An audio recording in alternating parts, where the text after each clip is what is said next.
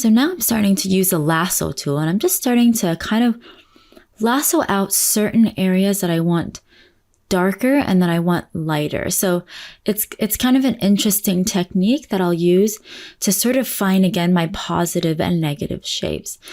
In this case, it's the bushes versus the land. So I'm using the marquee tool actually, and I'm using the circle marquee tool, as you can see. And basically I'm dragging out different elliptical shapes and I'm filling them in with a sort of more desaturated red, which feels more like a green. And I'm sorry I actually don't have my color cube on view here, but I'm going to do my best to explain the colors that I'm choosing. Now, in this case, because the red is so desaturated in the foreground, if I pick an even more desaturated red, it's actually going to feel like a green on top of that red, and that red is going to feel even warmer. So without even having to really put down saturated color, I'm able to really create color temperature contrast through through colors of similar value, right? And that's what I love to do, finding those subtle shifts in color temperature.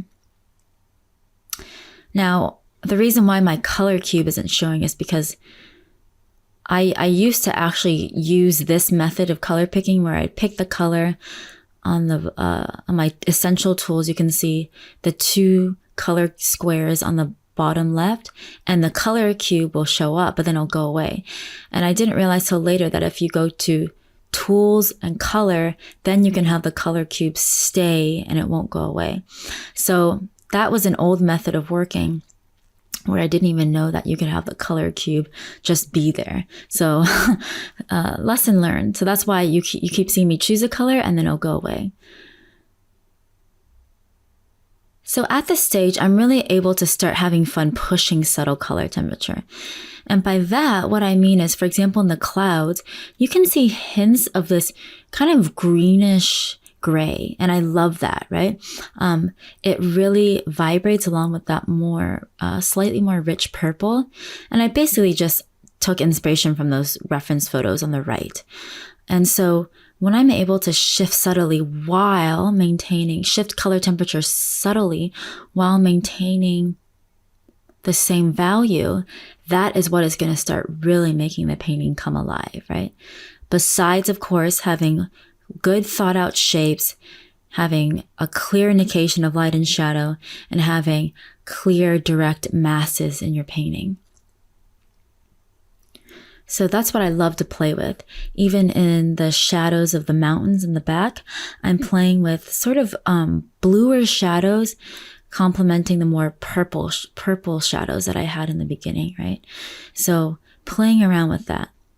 I do think that I need to work on the shadow and light shapes of my mountains in the back a little bit more. They feel a little bit clumpy right now, like there's not enough finesse.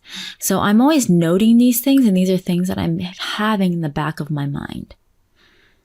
Now here's a trick I'm going to show you guys. This is technically kind of cheating, but because I'm not selling this anywhere and it's just a study, I'll allow it for myself. You know, sometimes if you don't want to actually paint and you're running low on time, you know, lassoing out of a reference photo and then putting it in your painting and then changing it up in your painting can be a fast trick, right? So what I'm doing is I thought, oh, this would be a nice addition to my own painting.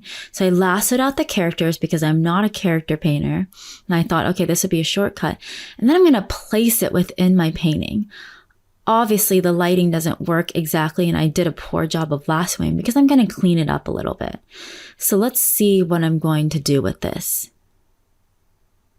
So now that I've placed my character in, I'm going to use a mask to start erasing away those edges more carefully that I didn't lasso very accurately.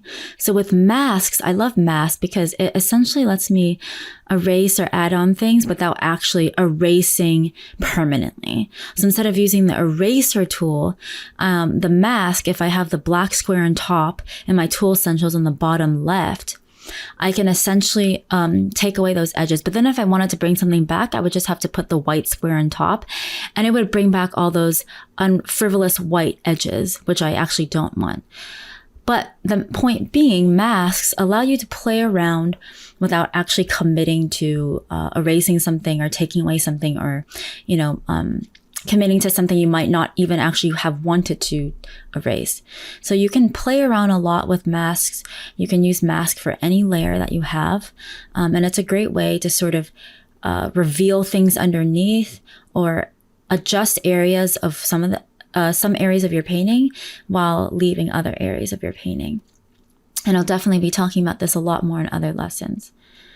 But now that I have those edges cleaned up, you can see that those characters fit a lot more in my painting, right?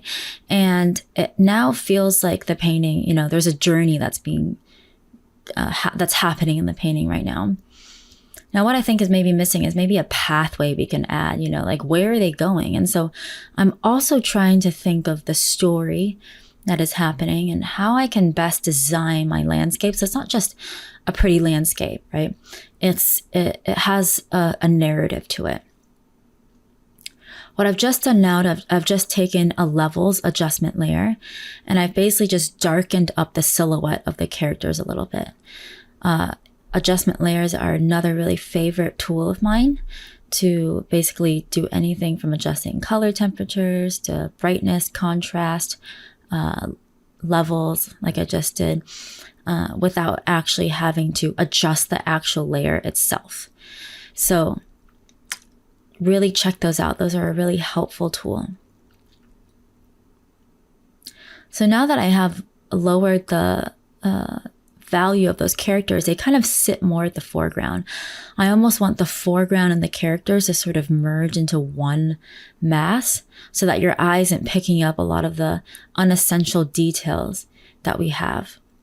And what I'm going to do now is I'm going to go in and paint back on top of the layer that I have. So, it's not just a copy and paste. I'm going to adjust some of the values, some of the colors, and I'm going to, add a little bit of flair. I have the basic shape in, but obviously the horse is a little bit wonky, maybe a little bit cut in. And so I need to now actually do some good old traditional painting myself and fix up some of those shapes a little bit. And this is the fun part, right? This is the part where it's like, oh, you have the blueprint and then you can sort of play on top of it. And that can be really fun to do as well. And digital painting offers you so many tools and, shortcuts. Why not take advantage of them sometimes? Of course, don't always take advantage of them and don't always rely on those, because then you won't really actually know how to paint.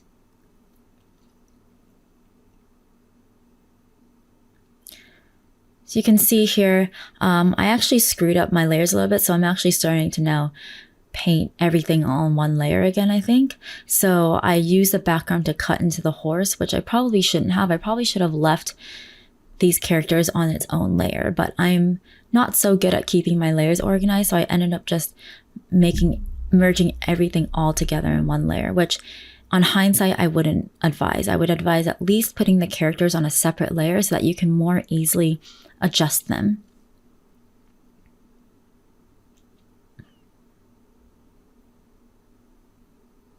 It's really fun putting characters in shadow because oftentimes, that's not always the case. They're usually rimlit or in light. And so playing with this sort of beautiful ambient lighting of just having them enter into the light is sort of a fun change, because usually I'm painting things with a lot of contrast and things like that. So this was a fun change to do. So in terms of color, what I'm doing is I'm just sort of trying to push some of the colors a little bit. Well, I don't paint horses, so the anatomy is probably all off. But hey, I took it from a painting, so I didn't start from scratch. And I'm just trying to see where I can push some of the cooler shadows in the character's clothes, and where I can pop some of those, not highlights, but lighter shapes a little bit more. As well as the horse, where I can shift color temperature from slightly more yellow tones to more reddish tones of the horse's skin. And just play with that, although the horse is all in shadow. Taking the time to subtly play with that can be really, really fun and rewarding. And when you reach a stage where you feel comfortable enough to do that, I highly recommend you slow down. I think slowing down is something that can often be, skipped, right? I used to pride myself in painting fast all the time. And I hardly ever took the time to really slow down and think about how I could finesse my shapes more. Not until really more recently where I thought, wow, it is really fun to sort of marinate in the painting a little bit more. And there's so much more you can fix when you really take the time to slow down. And might I add that if you take breaks from your painting, which is probably the best thing to do, you will see a lot more things that you can improve and fix on. So my number one tip is to step away from your painting, maybe every 30 minutes, go eat a snack, go do a workout, whatever, come back to it with fresh eyes. I've listened to so many podcasts about this, funny enough, where, screenwriters will do this, or, animatic editors, they'll do this as well, where they'll take lots of breaks and actually more ideas come that way. So don't underestimate the power of taking breaks and letting your eyes rest, right? You come up with better ideas that way. I mean, it's such a win-win situation.